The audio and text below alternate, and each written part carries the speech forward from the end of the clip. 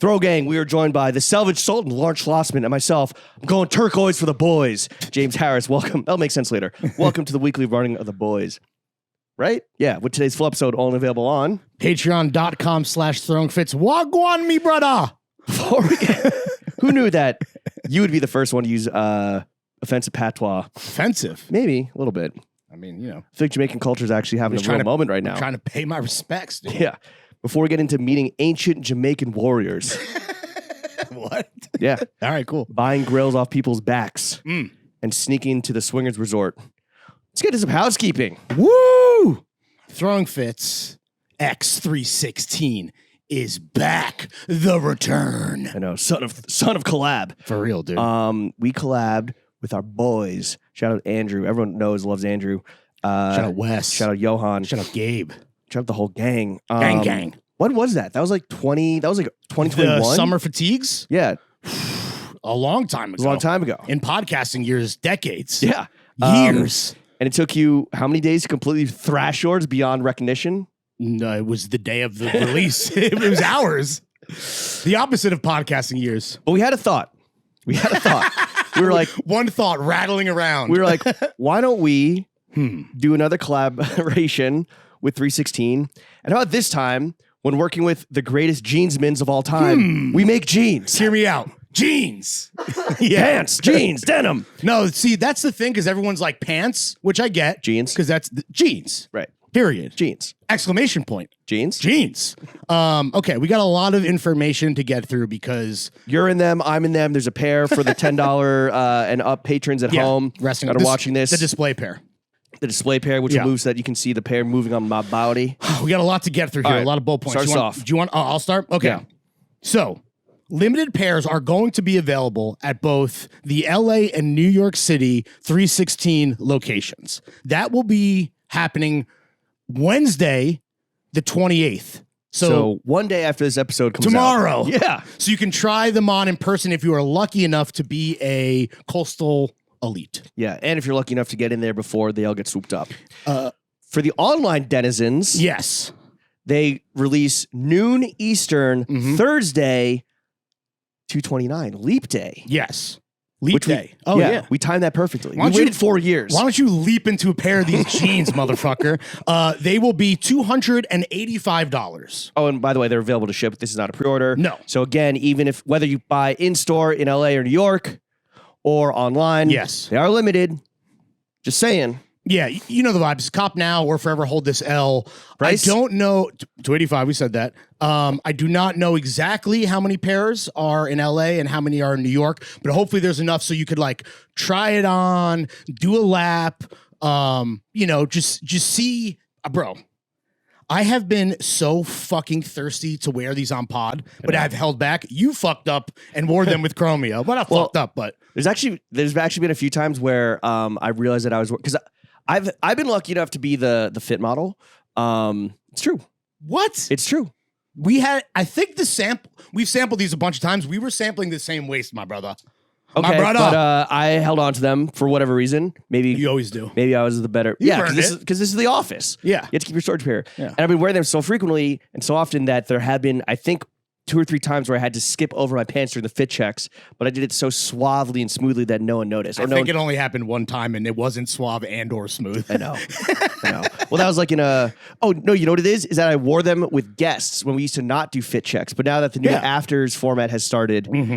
Starting with Chromio, I actually wore them when we do a fit check, and I fucked up. Which is fine because like we're still, even now we're kind of still in tease mode. We got 24 hours. No, not tease. Jeans. These are super sick. What else do we want to talk about? All right, let's get into the details real quick. Yeah. Okay. We are working with the fucking denim nerds over 316. Let's talk about the fabric. 12-ounce double black salvage denim woven in Japan exclusively for 316 by Kuroki Mills. Yes. See, I took that once that you didn't butcher the name. Is that how Kuroki?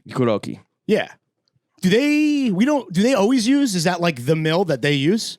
Are they keeping them in business? I don't want to speak on Andrew's behalf, but I feel like 316, they only use the best of the best. And they do they have, I think scouted around, always looking for like whoever can do the best job for like that specific project. Right. Again, I'm putting words in Andrew's mouth. Yeah, you are.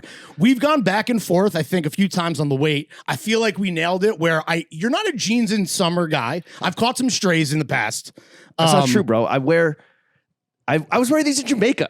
I was wearing these Really? like at night when it was like 70 degrees, 72 degrees, a balmy 72. And I wear these with like a fucking light, easy breezy, beautiful, like the throwing fit short sleeve over it. Damn. And I was wearing them out to fucking to wine and dine with Presley. Wine and dine. We have created, I believe, what I would call a 4-season denim.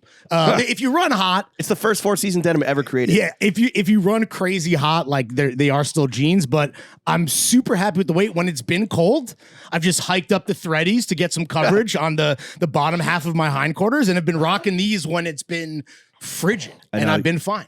It does. I can see jealousy in your eyes when for the last few months you finally got your sample pair. But the Okay, yeah, sure. No. But for the first sample, when or the sample, we're just like, that's the one. I've been wearing them, and I can see the green sparks in your eye anytime you come over, and I'm wearing them because, like, again, I haven't taken these off. They've been my dailies. You've almost like criticized me for getting too hype and glazing our own product because, like, well, guess what? They're pants, they're jeans. You can glaze them if you want. They're made to glaze you. The amount of sampling, I think, really speaks to the most important thing for me and maybe us, is that this is a brand new fit model built completely from the ground up from scratch. Well, super exciting news.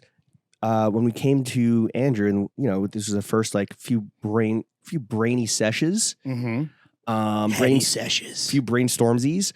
We were like, yo, if we're gonna do this, we're gonna go big or we're gonna go home. That's a fact.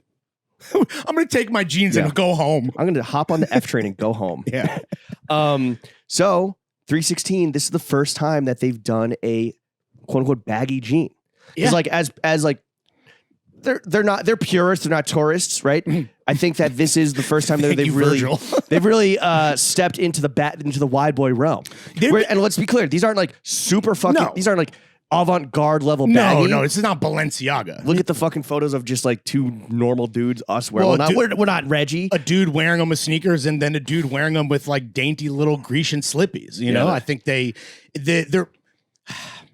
I don't know how you feel about these, but I truly believe that this is no. Meaning, I know you have your flowers to give, but I really feel like, in the way that I've been talking to people about these, is that forget what you know about like a baggier, looser, maybe 90s vibed out jean. Like, there has never been a more tasteful pair ever created, to the point where I feel like I could lie about who made these, meaning like some capital F fashion brand. Oh, they're from Le Maire. They're from an Olsen twin. They're from an Olsen twin. They're from Le Maire. No, this is from two podcasters and one of, if not the best denim brand in New York, if not the world.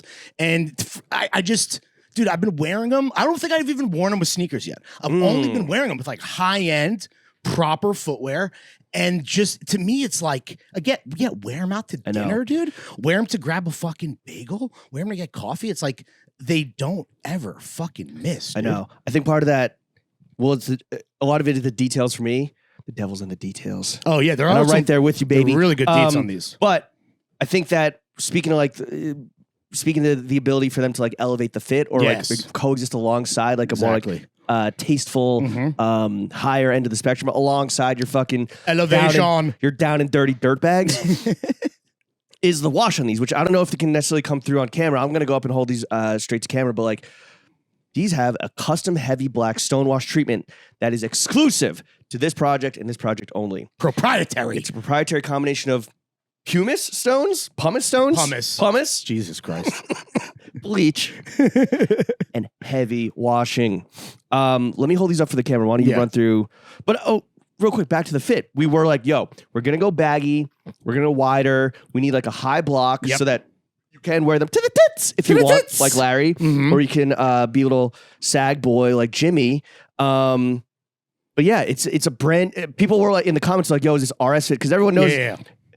The 3S diehards were like geeking over these, which that's how you know it's good. Right? Absolutely. When that's the ultimate cosign. when the nerds are nerding, you know it's good. The only cosign that matters is from the nerds. But this is a brand new fit made from I think like really the four brains, Wes, Andrew, myself, and you were just like together, and we like fucking puzzled it out. Yeah. Anyway, I'm gonna hold it to the camera. I think the wash was probably the last piece of the puzzle, because like, not that we're trying to reference anything specifically, but getting that perfect black wash like right off the rack, right out the bag, is a lot harder, I think, than you would think when it comes to a black jean versus your typical blue jean, aka stonewash in this case. And I think it is, again, fucking perfect. They're gonna age a bit, but like how they come right out the fucking gate, gonna make you come. Is gonna make you bust, bro. They had these. A lot of people were talking about the wash, well, because these are the tease was pretty specific. You know, it was again, tasteful in its, we're just hinting at what's to come later this week. Exactly. A little dangle. Dangle. Exactly. But the wash, I think, is what jumped out at a lot of people, because it's hard to get. I mean, obviously you can go vintage. You can do all the hard work yourself on some blacked raw, but this, we did it for you. We did the hard work for you right away. I mean, literally Wes, the fucking mad villain himself, was doing like mathematics. I wouldn't call him mad and or a villain. No. You know what I mean? Like, okay, he's in the lab. He's in the lab doing like Wesley's laboratory, doing like nefarious concoctions. Okay, not nefarious, but whatever. He just like, he has like he's like Pinky in the brain. Well, he's the brain. He's not right? Pinky. Ain't no one Pinky. But he's also over there. the creative guy. Yeah. He was doing mathematical calculations to be like, all right, if we're gonna wash them like this with the proprietary combination of pumice stones, bleach, and heavy washing, we need to actually make them slightly larger. Yes. And then like shrink them down to a goddamn motherfucking single percentage of like where we actually want them. Yeah. So again, he was doing like, he was the beautiful mind minding Zach Galifianakising on like in the dressing rooms of 316. Like, as much as we know aesthetically and like visually what we like close our eyes and see when we think of now what is the platonic ideal of a baggier black stonewash denim, like, we don't know the math on when you fucking add an extra stone, you need to add a whatever amount of centimeters to the fucking thigh so that it ultimately doesn't get all fucked up in the end. All right, if we're going for like this, carry the stone and fucking move the pumice over 2 inches. You know what I mean? Why don't you read the next two details? Right, you can show them off. Points that I can really show them off to camera. But to just real quick to continue the stone metaphor, making jeans is Sisyphusian, and you have to fucking shout out 3S because this was a process. Okay. Some really nice stuff is we have the faux turquoise shank, aka the fucking top button. Is that even, you might be going too hard in the paint, brother. So we got that really nice detail if you want to wear them unbelted. Just again, something that you and I were like, this is just going to really set it off. And if the devil is in the details, you got to hit that fucking top button and then show them the back patch, dude. That unbranded fucking hair on fucking hide patch, dude. No fucking branding, clean. If you want to tuck in your shirt, you got a nice little fucking pop of next level taste right on the waist. The turquoise was always a detail that I always really wanted in here. Oh, button fly, by the way. Oh, yeah, button fly. Make your cock look better, obviously. Yeah, just because, again, like, knowing how crazy hard, like, the turquoise would pop against the wash black. And, again, just set them off and differentiate them from the rest of the competition. But the black patch on the back, hide on hair, is that what I'm saying, right? Hair on hide patch, was, again, team effort. This came from fucking Gabe, the god, the store manager here in New York. And he just, like, floated this idea. And we're open to anyone can contribute. We should fucking crowdsource the next. No, we should not. Okay, no, we shouldn't. But yeah, so he was like, "Yo, fellas, like, what do you think about this?" And because we were talking about like, what other details can we have? Yeah. What are we gonna do with the patch? Is it gonna be like that? That's where the logo lockup is. Is it gonna be like a kind of like raw vegetal leather? Yes. That will age and get a nice patina. But Gabe with the fucking again big brain contribution. Another detail that just make these go hard. Yeah, unbranded. Pony for the homies. Completely unbranded on the outside. If you have the summer fatigues that we did, like James said many moons ago, we also did co-branded pocket bags. So just for the boys on the inside, just for you, give you a little peace of mind that you're supporting the only podcast that matters and one of our favorite fucking brands. You know, just again, that's for you. It's not for the world. That's for you to know in your heart of hearts. Your penis might actually be touching it.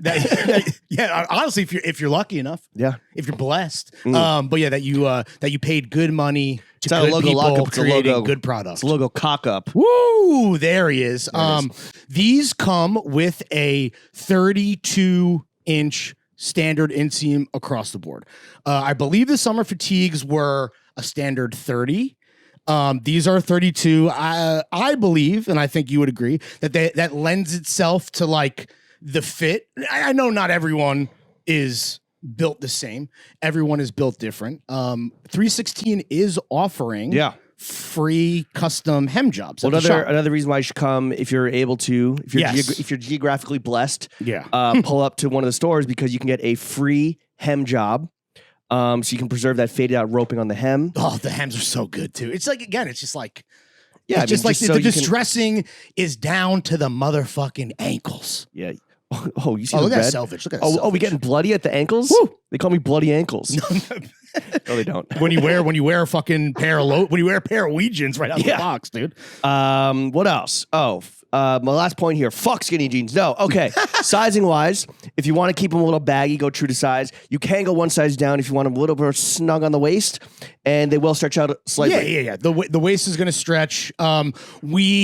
I don't know the smallest size we did, but in terms of the big boys, we went up to a 38, which again should accommodate a 40 waist. If you're on that end of the spectrum, they are going to stretch. You and I both went TTS on ours. I'm rocking a 32. And again, like we are, speaking of being built different, James is all torso, Larry's all legs, I jack to the tits. You're a fucking showing the cum gutters a little. You're a well-known sagger, but I think that What'd you call me? A well-known sagger. Okay, call me Bob Saget.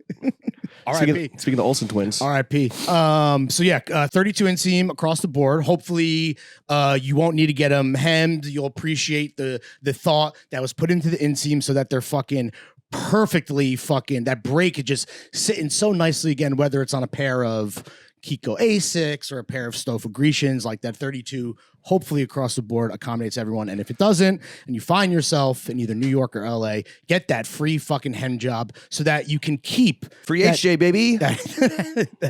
Over the pants, dude.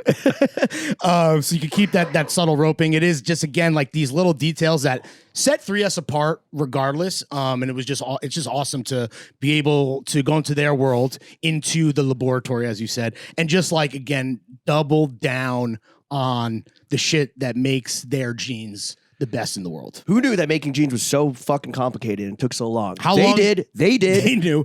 This has been 6 months more. Or I don't know. I mean, but it just speaks to like they're like considering every single little detail down to the motherfucking hardware, down to the inside pockets, bags that you can't even see necessarily. Yeah. And if anyone, it's kind of been an open question, right?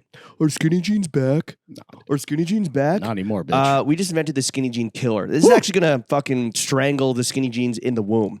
Mike Amiri is shaking. Yeah, he's gonna, fucking float skinny jeans down the river like baby Moses. Hey, Eddie Slimane, do a motherfucking flip, bro. But I think that there is this, and we've talked about so much of like where do we go with jeans? Are 501s even more relevant than ever before because it's that like straight or sometimes slim straight, depending on what era they're from.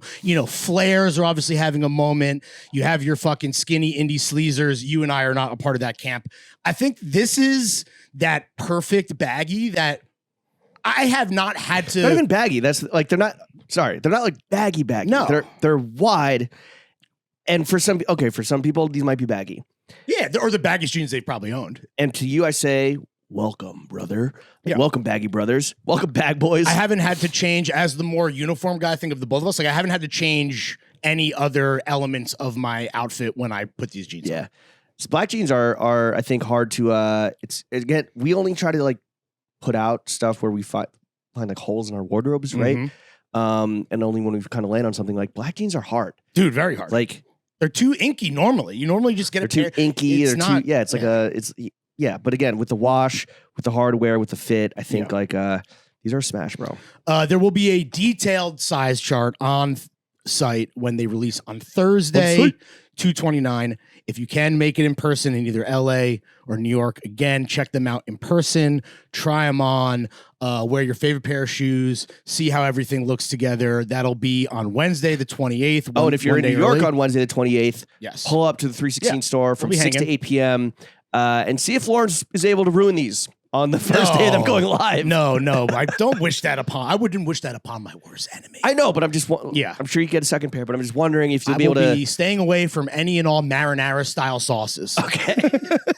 Well, they're black, so they're actually hard to ruin. No, they're because well, you say that. I would hate for someone to then ruin them. I've been wearing these like they go too hard because you just gave them some pass to go psycho mode. Oh, to go fucking John Lennon with some like bleach. Please don't. I've been wearing these so often that again. Great part of wearing black pants. I was like, oh shit, there's some like food here. Like, oh, you can just pick off the little food scab, saving it for later. Little flavor saver. Yeah, we're super excited about these. Couldn't be more. That's part about jeans. They hide stains. Yeah, couldn't be more proud to get back with the boys at 3S. Long time coming. It really does feel like a true sequel, a return to form. Yeah, why not make jeans with the fucking jeans guys? And I don't want to like say too much, but I really think that with these coming out so great and now having, the wash down, having the fit down, it's like, yeah, how could we take this to the next level? How can we continue to build upon the perfect pair of wide leg stone-washed black jeans? How?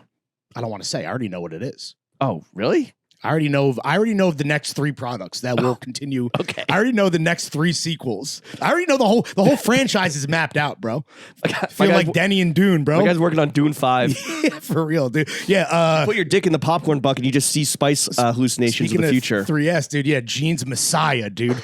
Coming to a theater and store near you soon. 285 Wednesday in store, Thursday online. Thank you for letting us gas ourselves because I think we are legitimate. I have not been prouder of a collab in a very long time. And this is coming from a podcaster who has done, when you count all the Porter collabs, we have quite a few feathers in our cap. Yeah. Also coming from someone who hates himself. So it's nice to see you that you're actually like stoked on something that I haven't taken them off. Besides to come here and be on camera, unlike somebody else who can't help himself, apparently. Wait, what? I have been able to put them aside so that they have not been spoiled. I see what you're saying. You could not help yourself. Right. It's hard when like you don't even think about it. You're just like, hard I'm going to wear what I'm wearing today, exactly. which is this is what I'm already wearing when like the shit's happening at the crib. All right. Preview over. No, because I don't know if the fit check's going to be in the preview. Let's get into a fit check. Oh, you want to go first? Okay. Upstairs, I was wearing Kiko A6 Novalis. Kiko's on my dippies. Remember that song? Yeah, I remember that. That was fun. Anonymousism socks. 316X throwing fits. Black stonewashed. Wide boys. Yeah, baby. What is this? Hollywood Ranch Market thermal and a Nike hoodie, I guess. Margiela Gentle Monster Sunnies. Bottega. Some rich white bitch from Aspen. Maiden name. Hanes Boxers, sipping on a Diet Pepsi and Greenpoint's finest. Glad to be back drinking Greenpoint water, baby. Ooh, what's the water like in Jamaica? It's fine, you can drink it, but it's just I didn't like the taste. So was it too? Someone when we were shitting on Vegas water, someone's like, yeah, like that's hard water. It was hard water. Hard water. Water went hard. Water went hard as hell. Too hard. Okay, as I mentioned, I wore Stofa Grecian slippers. I have on threadies. I am also obviously wearing the Throwing Fits X316 denim. I have on a Maximum Henry Western belt, a Hanes Pleaser. I have on a quarter zip from our friends at Studio Nicholson. What? Nicholson. Oh, because I'm zinning. You're zinning right now? Okay. That was actually completely unintentional, but I tried to save it. Well, I was still stuck on your pronunciation of Carter. Quarter zip. Quarter zip. You said it like Vince Carter. I'm wearing this Carter zip. This is the Carter. Hold on to your teenage daughter. Good outro music, maybe, if we want to do more Wheezy. Yeah. What I like about this is I got this, this is... That you flew here on your fucking collar? So right now, this shit is circumcised. Look, when this shit is uncircumcised, let me just do it. You look like our friends. You look like you're... I mean, look, I love Studio Nicholson as much as you, but it's like you look like a fucking... like a character from Dune. You look like Dracula. This is the shit uncircumcised. Now you got the foreskin. Yeah. Well, I've been wearing it like this when it's been very cold out. Yeah, you've been on your hiding your neck shit. This, dude. That's my new Fitbit pose. Is the images that are coming out soon. Is I'm just instead of like trying to like not look fat. There you go. Can you, I wonder if they could hear me. Oh, I'm coming through. When is that Actually, pod like? You sound like normal. You sound like normal now. sound like Bane. Let me get back to fucking Jew status down here. Circumcised. Jew status? Okay. Yeah, relax, bro. But that with the finish your fit pick or fit check. I have Jeopardy, an answer on Jeopardy. Fit check. What happened? It was an answer on Jeopardy. What was the clue? Oh, running through what you're wearing before you head out for the night or something like that. What is a fit check? What is a fit check? Never could get that registered trademark. No. Fuck, bullshit. Fuck, dude. He's so rich. I know. Is that how it works? Well, I don't. Yeah. So then you get paid or then you just hit people with C&Ds and like then nothing happens. Yeah. Like what happens to us a lot of times. Or they're just like, okay, I'll stop saying fit check. I'll say out check. No. Oh, I see. Outfit check. Right. The hat is Have a Great Day magazine, courtesy of the handsome gangster himself, Will Mahoney, the ultimate TikTok guru to follow, if you're not familiar. Rollie on the wrist, what about your jacket? Wedding ring on the fingy, wifey on the pinky, chrome on the other hand, John Elliott leather to complete the whole fucking fit check. Does it have a hood? No, that's just for styly details. Okay. It is empty. There's nothing in there. You wearing this and that combination, I was like, yo, why are you trying to hide your face so much, you beautiful boy? Oh, stop it. It just you looked like a fucking vampire. Sure. Blade. It was like Blade. You said I looked like, what did you say I looked like? I did not say Blade. That would have been too sick. What did I say you looked like? Some Austin Butler and Dune? What did you say? I said you looked like a Dune character when you have like this all the way up. Yeah. Okay. The underwear are Hill City, R.I.P., and I'm sipping on a hydro flask full of Greenpoint's finest. And I guess now the preview is over? Oh, Chef, you tell us. It's been a fucking half hour nearly. Jesus 27 Christ. minutes. Okay. We got an hour or a minute late start. Welcome back, dude. Thanks. How was your trip? Oh, my God, bro. Big up. Big up. Brew? To Jamaica. Did you say brew? Big up. They do brew? What? I thought you said, like, instead of bro, it sounded like you said brew. No. Oh, okay. Wagwan Larry. Wagwan Jimmy. Stay up. Out of many Irie vibes. Out of many one people. Walk tall. Stay big. God bless. Yeah. Make me a one beer. That was a phrase I used a lot. Make me one beer. Yeah. Did you what was you talked about some date banana shake? What's that? What is that? Is a smoothie for breakfast? You mentioned it last week, yeah. Okay, yeah. It was so I went to Negril, Jamaica. What do you call me? Negril. Called you me brethren. Me brother. Jesus. It doesn't sound right. It's okay that I can say it because I was just there. Okay. Yeah. Sorry, I was there in spirit. The spirit of Jaws inside of me. Yeah. Okay, I went to this place called Rockhouse, which is like a 2-hour drive from the Montego, or like, actually, it was 2 hours there. It was fucking an hour and 15 back because the guy was flying. Nice. Almost hit a goat. But wait, I was in the middle of the road? Nice. It was like an hour and a half from Montego Bay Airport. I went there approximately 5 years ago with two of my boys. Had to go back as soon as like they were kind of like back in business with COVID and everything. Oh, true. And also could finally find the time because we're so busy with New York Fashion Week and the Super Bowl and 316 pants and and some now other shit happening. And soon. now deciding that we don't have to do a pod when we don't want to. Yeah, that's nice, except for boys only. Right. Except if you pay, patrons will get it every single fucking week, even if Larry's in Miami for 10 days. 7 days. You fuck. Okay, Rockhouse. It's been around for a minute. It's not like luxe or like posh. Okay. But it's perfect. And like, that's kind of like me, right? I would love to hear what you mean by that. I don't want like the fanciest shit. I don't want like the most expensive shit. I don't want like the flexiest shit. But if you can give me a private little cabana for not crazy money on a motherfucking cliff overlooking the Caribbean Sea, sorry. I was going to say that it ain't an ocean, the Caribbean Sea, where literally dolphins are jumping out of the water. Just crystal clear water. You're on the western point of Jamaica. It's a fairly small island, but you're on the most western point. So it's like you see the sunsets like crazy. The food is phenomenal. You know, you're not like so isolated where it's like, or it's not one of those places where you like stay. You can stay and resort the whole time, right? But there is like little like food places, shops, a little town nearby. But yeah, I was there for 4 nights, 3 nights, 4 nights. Would you say like we talked about this with Vegas? Is that like the perfect amount of time to do Rockhouse, or could you have like stayed forever? It's paradise. If I had stayed longer, I probably would have like wanted to get off, like explore more like the surrounding area. Yeah. Because there's only so much like kind of like pool, beach, eating, at the same few restaurants. Like you kind of run through it all in your immediate vicinity over like 4 nights. And then you get a bit restless. Yeah, I like doing activities. I'm not a pool lounger necessarily. I like having that, but not 100% of the time. It got off to a bit of an inauspicious start though.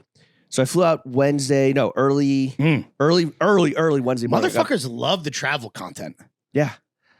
Early Wednesday. I thought you were going to say you had a point about why people love hearing about people traveling. No. Flying specifically. I know that you live with your manager and you work with your work manager. So you probably don't have like any thoughts, just vibes on, well, you just want termies. That's like your one necessity for flying, right? Termies. Yeah. You're like, can we get there with enough time to term it up? Facts. I feel like every dude. Specific. This is gender specific. Absolutely. Because also because the sample pool is coming from the Discord. So it's all dudes. Oh, man. Because apparently we drove out one woman for being homophobic. But dude, stop. Sorry. But welcome back anytime. But I feel like every dude has like their airport routine and like philosophy. Mm-hmm. And they're like, nah, this is the only way. It's like, yo, if you don't do this, you're missing your flight. It's like, yeah, if all the people that aren't doing it your way, they'll miss their flights, bro. That's for sure. I mean, there's a million memes about this. This is dad brain or pre-dad brain. Yeah, where it's like, yo, I get there, I get the Uber 2.5 hours early. I get there with an hour 45, perfect amount of time. I got pre-check, I got clear, I got fucking the new shit, the digital ID. You know about this? No, you just walk through and you show your face to a camera and just walk right in. It's fire. I mean, take my data. I don't give a fuck. I mean, at this point, it's like, yo, the surveillance state is happening, whether you like opt in or opt out. Like, if it's that's mad easy. That JFK. It was when we were flying to Vegas. I was like, oh, I had this like digital. They were like, I was like, I have TSA pre-check. And like, no, you have digital ID. You can just go here. There are 2 people in front of me, and I just walked through. Wait, the last time Jenna and I, before Vegas, right when I was coming back from Miami, I had to scan. I guess I did that too. They scanned the ID too. It's not even that, bro. It's not even that. And this is, I think, I don't know. This is like going. This and it's free, or you have to pay for this? Just on the Delta app, they're like, do you want to opt into this? I'm like, yeah. Damn. Okay. Take my shit. I don't care. Take my biometrics. Yeah, for real, dude. My shit is fucking sick, dude. Tell me what my pant size is. Yeah. Make you enter your fucking dick size. Tell me what my shoe size is in Nike versus Adidas. When you do, all right. I'm sure people ask, when you do this shit, what is that? The bioscan? What is that thing? They can see your cock. Can they see your penis? Yeah. For sure? Yes. All right. Wait, who can see your penis? The TSA, and guess what? They're all laughing at you. They're in the Pentagon yucking it up, dude. Oh, Shrimpy going to Vegas. Okay. All right. Good to know. Oh, we got a Shrimpy. Again, they're 2 hours early. Look at this little dick having ass motherfucker. Yeah. It's like all the big swinging dicks just show up with 5 minutes to go and let everyone wait. Damn. It's crazy to think that. Is Donald Rumsfeld alive or is he dead? He died. He dead. Colin Powell's alive. He also dead. I don't know. Probably not. I don't know. Honestly, rest in piss. Though I guess Colin Powell eventually copped up. I think Rummy he's cooked. He's in hell. Is dead. He died in 2021. When did Rumsfeld die? I don't know. Not Big too Donnie. Too late. Dude, not soon enough, dude. He might be alive, bro. Yeah, dude. Also 2021. Oh, really? At 88. How Hitler of him. Interesting. What are the odds? If you died at 88, you a Nazi. Yeah, so they're laughing at your Shrimpy. But again, I think everyone has their like routine and they think that they're like, yo, this is the only way to fly. It's like, if you're not doing this, you're fucking missing your flight. You're bricking it. It's like, all right. Well, everyone's saying that. So every dude thinks that they rock the hardest and they're going to fucking, let you know that you're not rocking to their standard. It's that simple, right? I was thrown for a loop though, in that this flight down to Jamaica was, and Montego Bay. So let me tell you this, brother. The flight to Kingston, not full of white families with small white children. The only time I've been to Jamaica, I was going there for a wedding with Jenna, and we flew to Montego Bay. That's where. Right. And that's flight where, all the resorts are. Yeah. So many fucking little brats, little snots. Yeah. Kids are mid, as we say on this podcast. That's a fact. I sat window seat and the middle seat next to me. Comfort Plus? Yeah, I got upgraded, into Comfort Plus. Congratulations. It was or maybe it was bad that you got upgraded, I guess, right? No, it's fine. Okay. It's fine. Well, I thought this kid fucked your whole shit up. Well, the worst shit is, and again, as a fucking flying master, I got upgraded. I was like, yo, what seat am I at? What the fuck? I go to Seat Guru, peep the seat map. See, that's something I don't do, which I feel like is honestly legit fucking up, where you should look at the plane map before, when once you are aware of the Boeing, whatever. Yes, sir. Ski. Yeah. I was in a bad seat where it like didn't recline or some shit. What? So I was, according to Seat Guru, because it's in front of the exit row. If you're sitting in front of the exit row, you can't recline. Damn, that's right. Or if you're in the last row of the cabin and they have a wall up, you can't recline. Yeah, that's true. Or like when you were sitting bulkhead, row 1, bulkhead. Yeah, and now you know. I know. Damn, I do learn from the best. So I switched my shit up. The best traveler. I am. I switched my shit up. Sitting next to a kid who was like, here's the thing. It's not the kid's fault. It's the fucking parents' fault. Oh, where bad it's like, parenting. This is like, what's it called? Like free parenting, where you just like, this dude was just on his phone the whole time. That's a stop. How old's the kid? Like 2. 2? You can't let a 2-year-old. That's the most terrible year. Well, they let him. Yeah, that's what they say.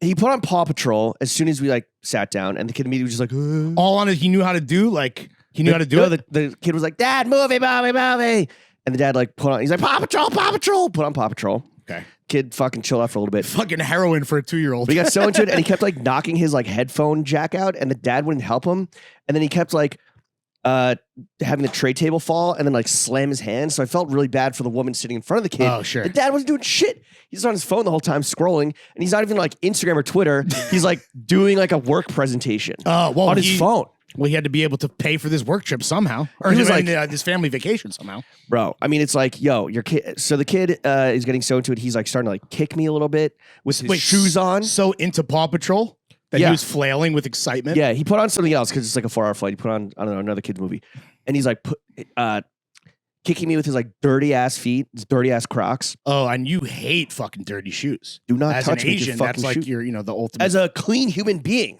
Yeah, but I think even just more culturally, that's like ingrained in your DNA. I mean, look at us here every fucking day. No shoes. Oh, really? Culture is a product of your DNA? Fuck, now I sound like a eugenics ass motherfucker. God You've damn it. You've been watching too much Shane Gillis on SNL. You know what I mean. God damn it. All right. So the kids would you like to feel the shape of my head? What were do a little phrenology? What were the kicks? Do you recall? White ass Crocs, so I could see how dirty they were. I could see how dirty these were. Damn, dude. So this kid is kicking me so much. Chef. Kicking me so much underneath the fucking armrest that eventually, and the dad's not doing shit. Yeah, and I should have said something to the dad. Yeah, instead, probably. I chose to physically abuse the child. Which is what his parent. That's how this kid should have been reared. I was like, I'm a pinch this little motherfucker. I didn't pinch him. Because that's what we do with the dog. Pincher? No, it's kind of like a little shocker. No, it's a little nip, and you make a sound. What'd you call me? God damn it, that's actually a slur. Wait, you like pinch her? Yeah, you like get her in the side. No, because you got to alpha the dog. Yo, PETA. And it's only, no, I agree. I agree. And this dog, Georgie, needs it because she's in her own terrible twos as a 9-month-old fucking psycho puppy. You hate this bitch. I love her. She's just the worst thing that ever happened to me. So I'm timing the kids' kicks, right? I'm no longer watching. What was I watching?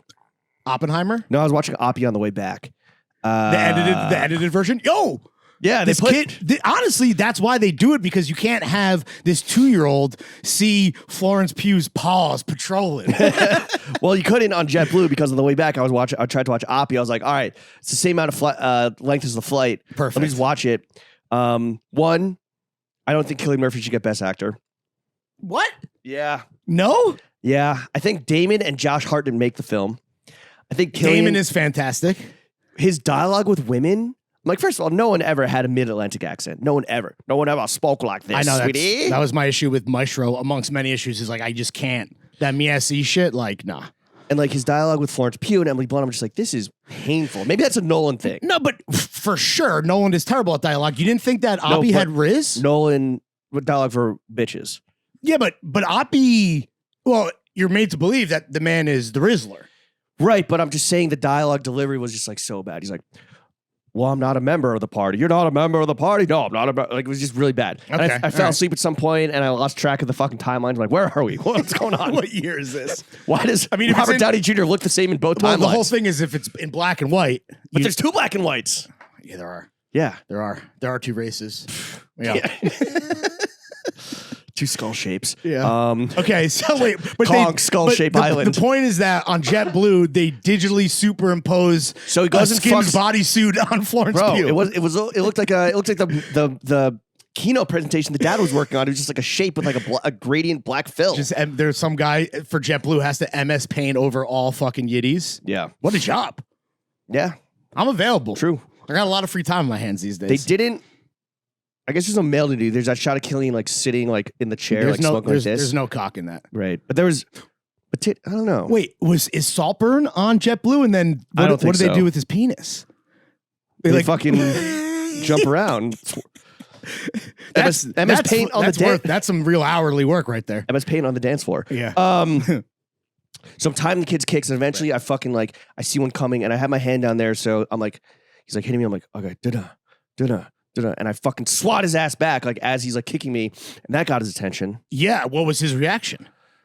Did he cry? No, he just kind of like shifted around. Oh, he got it because he was too into like whatever he was watching. The message was received. Yeah, it's a bad start, full of just fucking snotty brats, whatever. I mean, you hit it, child. I did hit a child. I did physically abuse a child on Delta. Well, that was Delta. I thought JetBlue. International waters, though, it doesn't count. Damn, you're right, dude. Yeah. That's totally legal. We're somewhere above Cuba, like that's allowed in Cuba.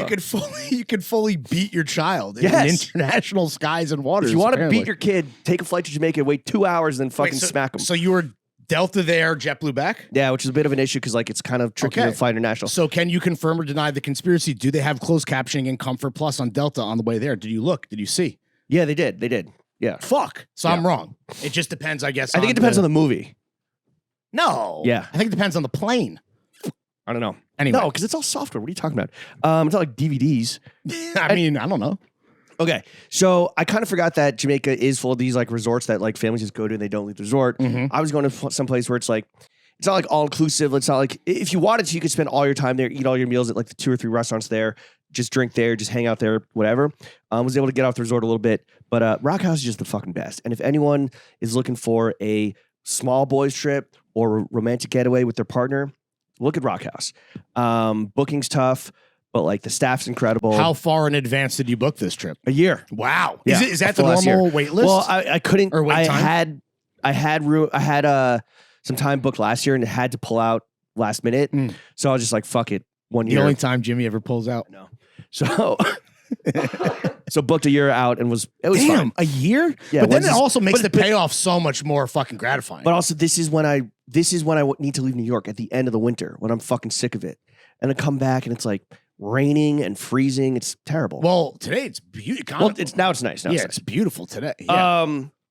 Damn, what else? A year in advance? Wait, and also like, I wonder, we've talked about this before. You never pull any type of bullshit, and I say bullshit, but like if it works, it works, where it's like you kind of like announce your presence to the resort of like, I'm kind of an influential person. No. Never. Right. Okay. Hell no. First of all, this place has 111,000 followers. I recently realized. Okay. So they're more clouded than you or I. They're popping. Damn. Okay. Yeah. It's perfect. Like I highly recommend it. Again, it's not like the most luxurious. It's not the most like fucking high tech or modern, but it is like the best. Is it intimate in that there's not a ton of like rooms and cabanas, or is it a pretty big property? So there's like cabanas. There's like 20 cabanas. Either like on the cliff's edge over the water, which that's the other thing is I had like a little private deck. Sick. Where like it's all like patio, I guess. So like a little legalize it. If you want, you can kind of get whatever you want from the staff. You know, you walk around and they're like, brother, smokes? And like, I'm good. But you know what's legal there now? What? Mushrooms. Oh. Like later in the gift shop? No. There's dispensaries. There's also guys just kind of walking around. Of course. I mean, the last time I was there, I was just like at a store and I feel a little tap on my back and I look over and this guy from like this far apart had a weed branch which is like tapping on the shoulder. He's like, break off what you want. That's the most Jamaican shit of all time. It's fire. Break off a piece of fucking Mother Gaia. But with mushrooms, I didn't want to necessarily buy them from like the guys walking down the street. Why? Or walking like down the beach. Like literally straight up like shrooms. Like actual mushrooms like versus whatever, gummies or. So I asked a dude at, we went to Skylark, which has a Miss Lily's. Also, like Miss Lily's is somehow like involved in this. I don't know. It's like a whole little like Jamaican, New York, Montego Bay Empire. I like Miss Lily's. Yeah.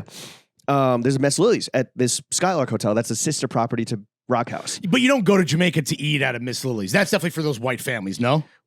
I ate there because it was the first day at Rockhouse. The seas were mad rough, so they actually had it fucked up the pool bar. Damn. And the pool itself. So they were doing repairs on the first day. So they're like, oh, just go to Skylark. It's like a 10-minute drive away. Right. It's like a little beach club on the beach. Fire. There's a Miss Lily's there. We just like I love a beach club. Yeah.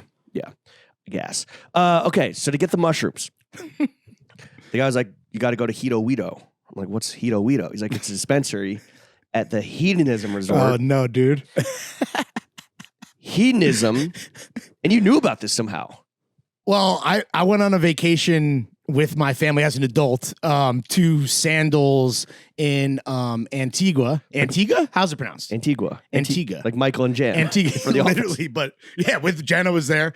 Me and my parents pried us with a free vacation. But that's an all-inclusive thing. But Is it sexy? Is it like a adults only like? Fuck no, that's not sexy, dude. Are you kidding me? It was a full. My experience at that Sandals is definitely like wherever that dad and his fucking misbehaving child and the rest of that crew, they're going to places like that. Yeah. I mean, it's like, I don't want to be like this guy, but like, it's like, yeah, like everyone there is fucking trashy white people getting smacked off BBCs at the pool bar all day. What? Getting smacked off what? Banana, Baileys, and coconut. Okay. Because of hedonism, there's a different type of BBC that's smacking you in the face. Yes. I'm not joking. So no, okay. I'm aware. So got a little shuttle driver. I forget his name, but he was the man. And he's like, yo, why are you going to hedonism? Like for the mushrooms. And he's like, oh, okay. Because he's like, because there's a different type of mushroom tap that you can get, buddy. Yes, sir. It's a swingers resort that has a prude side and a nude side. Wow, dude. And this guy, so we go to the dispensary, buy some chocolates.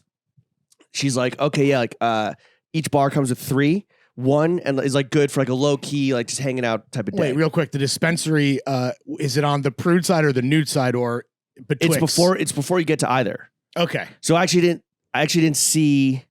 I had to go to the dispensary twice because also they had the only functioning ATM in the the only functioning ATM is at Hedonism. Hedonism 2. I mean, ain't no one needs to pay for sex there. That shit is just fucking. That's flowing like the fucking weed, dude. Well, you can get a day pass to Hedonism if you want. Wow. And how much does that cost? I'm not sure. To like, I tried to do some like online research and I couldn't really find out. They don't have an Instagram account. I think Topless Travel is actually the parent company. That's like the LLC's Topless Travel. They have like an About Us page where it's like a photo of the founders, and then she's like 2 crazy looking like Florida people. Of course. So the second time had to go back to get to go to the ATM. If you're gonna go to the grill, highly recommend you bring a ton of cash. U.S. currency. Yeah. Okay. U.S. currency. Not a lot of credit card machines. If you're gonna get off the resort and like go to like local food shacks and stuff, and they don't take Venmo. And at the jerk at the jerk stand at the side of the road. The guy with the fucking barrel that's been jerking pork for 8 hours. Yeah. He doesn't have a credit card machine. Neither do the drug dealers.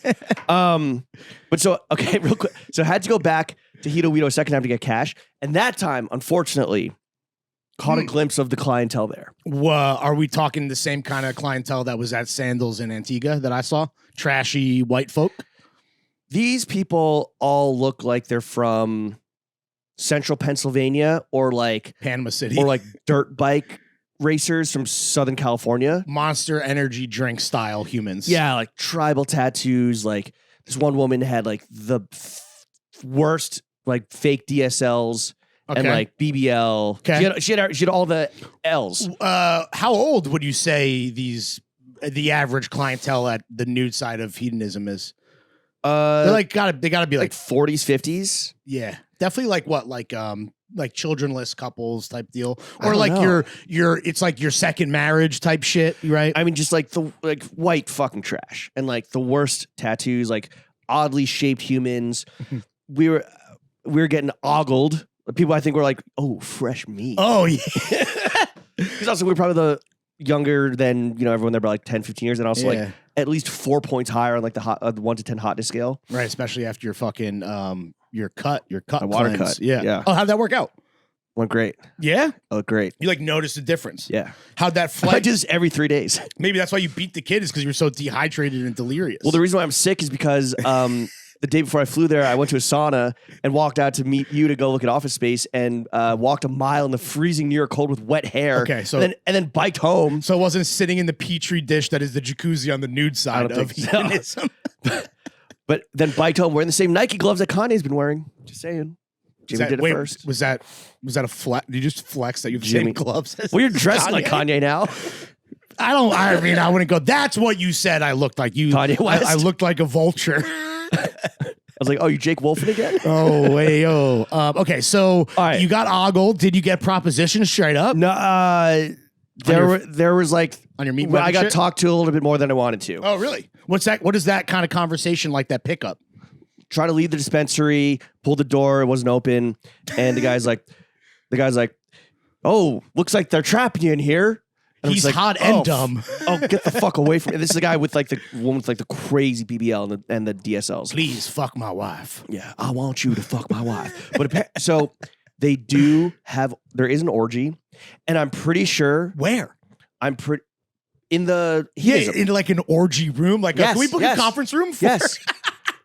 Yeah, that's fire. I am pretty sure that they rope in local talent to come in and work the parties. Stags, studs, and women. Because it's how Stella got a group back, right? There is another type of traveler that goes to the parts of Jamaica. Woman to get railed. Looking for some fucking island boy. They want to get jerked and grilled. She wants that jerk pork. So there's some of that going on too. Damn, what a fucking life. I know. You just fucking smash tourists. Look, I was done with that. I was like, get me the fuck out of here as soon as possible. I need to go eat the greatest meal this is a meal I've been looking forward to since I was there like 5 years ago with my boys. So right across the street, if you go to Rockhouse, try to get put in touch with this guy Presley, who just has a shack. You link with him. He used to be open every day. Now he's kind of retired to just become more of a full-time mushroom grower in the hills. Hell yeah. A new revenue stream. Yeah, but if you text him, if you get his number, you text him. You have his number from back in the day? My boy Anoop has been there, who I went with 5 years ago. He's been there in the interim. Got it. And he's like, gave me he's like, yeah, it's like Presley's kind of like semi-retired now, so here's his number, you gotta text him. And you tell him kind of what you want. So I was like, lobster, shrimp, crab, beer. Make me a 1 beer. Stripe. They don't call it stripe, they call it beer. So you were wrong then, because your whole thing was like, oh, and they just call it stripes. Yeah. Damn. I was wrong. Just beer. Because it's the only, there's no other. It's like Jamaican Coke. For beer. Yeah. Yes. Isn't that yeah. Hell yeah. So he'll go out and that morning he'll try to catch what you want. Oh shit. And then fucking grill up that night. And this was like, honestly, it had the best fucking shrimp. Maybe like top 5 shrimp of my life. Maybe top 3. Was he able to catch everything that you wanted? Lobster, crab, shrimp, yeah. He caught the beers, the wild beers. No jerk chicken? I guess you probably had your fill. Or I like jerk pork more. Oh, well, anything, any meat. No meat. Yeah. No, any, land meat. Nah, because like based meat. You're kind of like where we are is like very, like a lot of the food is seafood. Yeah. But yeah, so this guy is like I posted a photo of him. He's like a fucking like ancient. He's so wise. He just has like, he looks like he'd be 2,000 years old. You know, he has like fucking non-derogatory. Right. And he has, I guess, at the end of night 1, I was unfortunately $10 short, so that's why I had to go find the ATM at Hedo the next day. Damn. Short and but I was like, yo, can I come back? I was like, I'm so sorry. Don't worry. I'm good tomorrow.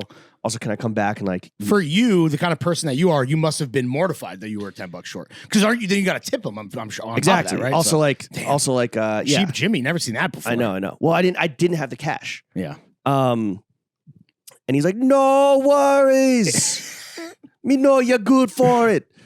Did he remember you from back in the day? No, but he remembered Anoop because that was 5 years ago, bro. I don't know. I mean, you said he's 2,000 years old and he's a wise Jamaican Yoda. But he has like he really is a Yoda. But all he does is he comes back and he goes with my lady friend and he goes, me think your wife like a da mushy, and he puts a fistful of mushrooms in my hand. I'm like, oh, yo, thank you, Presley. He's like, no worries. I'm like, what? He's like, no worries. So you were $10 short, but then you got mushrooms. Yeah. Which like that's hospitality. Turns at its out I didn't even finest. have to go to the fucking hedonism resort the first time. When you said that to me, I was like, what could he be like? What are we talking about? Mushy mushrooms? Yeah. No, I get that now, but I was like, what is he? How do I decipher this fucking beautiful native tongue? Me think your wife like the mushy. Yeah, is that his way of like? He's like, yeah, you're $10 short. Let me handle business. No, not like that. that mushy stuff. So went back the second night back to Presley's because again it was just like Nasty. the best fucking the best. You ran it back. The best. Ran it back. And you had to bring him the money anyway, so it's exactly. And unfortunately, so like the first night we were there was like a woman that was actually right here and like a Spanish guy and like a from Greenpoint, your neighbor was there? Yeah. What are the odds? And then the second night there's like two like hot French women, like very like sexy French women, and this fucking white dude who I'd seen the night before, but he came through with two, one on each arm. No, separate. Oh, okay. But he was like, "Hey, do you mind if I join y'all?" And at first he was speaking to Patois. It turns out he's just like a Texan, grew up in California, moved to Texas guy. And I'm like kind of eavesdropping on them, and he's like saying that he like lives with Presley now. And I'm like, what? He's the understudy? He's literally Luke on Endor? This guy's studying the jerk. The jerk is strong with this one. He's a jerk guy. Yeah. Okay. This guy fucking, and here's my question for you. Yeah, hit me. Honky. Why do white guys got his fucking ruin everything? Oh, come on, dude. Don't like do literally this guy, like I'm in the middle, I'm in fucking, not like I'm in a pretty like isolated part of Jamaica, right? I'm like a little off the beaten path. And this guy's like talking to these fucking French baddies about what crypto they should invest in. Oh, that's bad. And he's like, the banks just want to control everything. I mean, I felt like I was a fucking like, you're a sophomore, and people are smoking weed. You're like, yo, like you see this dollar, man? This current, it's just current. It's just a belief. There's nothing backing this up. If you fold this in half, man. You're gonna see that the Illuminati. No, okay. So Riz was garbage. I mean, he was like still. Yeah, one of them was like the hotter one was like very clearly bored. The other one was like, oh, what? Where can I buy this crypto? Oh my god! And he's like, and I'm like, so like eventually I turn around. I'm like, yo, so I heard you're living in President. What are you doing here? Tell me more. Yeah, because I want to live with That's a crazy. So this guy sucks, but he's got the cosign from the goat. That's exactly. Weird. Turns out his understudy. Yeah. Turns out he's like, oh, my family used to come here, like spend summers here. So like I'd like, be here for like 2 months at a time. And he's like, and I just discovered the first ever scientific procedure to make a shelf-stable mushroom powder. Okay. So that's he's like, pretty impressive. So I think he's seemingly. I think he's like bankrolling the mushroom growing operation. I see. And hopefully we'll turn this in because it is legal in Jamaica. It's the only place in the world apparently where it's legal. That's fucking awesome. And tracks 100%. But when it does get decriminalized or legalized in other countries, in America, presumably soon, inshallah, he'll be like the market leader in like mushroom pills. Yeah. You just like pop a cap of another kind. That don't expire. Yeah. So like really? Yeah. So he's like, yeah, I'm trying to get a fucking like a hemp importing business license. Did he hit you with like a sampler pack or? Nah. Huh. But then he's like, yeah, man, like the Chinese got their hands in everything these days. I'm like, yo, like fucking get out of here. All right. Relax, bro. Well, so your question, why do white people ruin everything? I don't know. Dude. No, it's the Chinese. It's in our DNA. My question for you is, are you a Vacation Friends guy? Because that's like a big. Oh, you also watch Mr. and Mrs. Smith? Yeah, sure. Oh, right. I forgot about the where are they? The Alps? That episode? Something like that. Because I am not really very much against it, and I've been with Jenna where after a few drinks, she like, I don't think she invites it, and her whole thing is that well, she claims that you are the vacation friend maker. No. She claims that she'll be over there reading her fucking Nook or Kindle, whatever, and she'll look up and you'll be, just pounding beers with the boys. I'll make I'm not the first to act. If someone like, I mean, depending on how miserable the person is, like this guy sounds like he fucking sucks. But no, her whole thing is that she thinks she's standoffish or like wants to be, right? Whether it's at a a resort, or she's just at the bar. She just thinks that her aura invites people in, and she being an attractive woman must have something to do with that. I don't maybe presumably, but her whole thing is that she you don't think your wife is an attractive woman? No. I'm saying it's just like an inviting aura, just generally speaking, where then like it fucks up her time because she loves to just be alone and do her own thing. And on vacation, you know, these are people that it's not like a bar where like, okay, this person hopefully has somewhere else to be once they finish a couple cocktails. I'm never gonna see this person again. If you're locked literally in a resort, then you have these people ruining your time. I'm personally very anti-vacation friend, and I didn't know if you felt the same way. I think I give off the vibe that is not welcoming. Trying to think like one of the bartenders at Rockhouse asked me to stop telling dirty jokes. Oh, really? How dirty were the jokes? Better than you barking at the bar. What's the best part about being a pedophile? Your dick looks huge in all the pictures. Wait, okay. So, yeah, probably shouldn't be doing that. What did Cinderella say? I actually didn't tell that one, but I did say... Wait, what are you memorizing a dirty joke book? You literally are Michael Scott at Hedonism, bro. I have 2 dirty jokes. And I was like texting my boys. I was like, yo, I need a 3rd dirty joke. I'm killing it. Yeah, so you thought... Wait, okay, Cinderella hit me. Let's hear him. What did Cinderella say when she got to the ball? What? Okay. And what was the 3rd one? Dude. Where are you finding are you not making these up? They've been passed down from generation to generation. I know a few, but I'm trying to think like it's what okay. I'm putting you on the spot. What's the difference between a garbanzo bean and a chickpea? Oh, never had a garbanzo bean on my face. Yeah. That's a classic. What's the difference between jelly and jam? I'm not going to jelly my dick up your ass. Okay. Yeah. Okay. So please stop telling sexual assault themed jokes. The guy was like, I will give you a free drink if you stop telling these jokes. I was like, done. Wow, dude. So you maybe you maybe weren't killing it after all. Okay. So my last question, wrap up Jamaica talk is Jamaica. Does Jamaica have the truly #1 goated culture? And let me give you some evidence to support that. Yeah.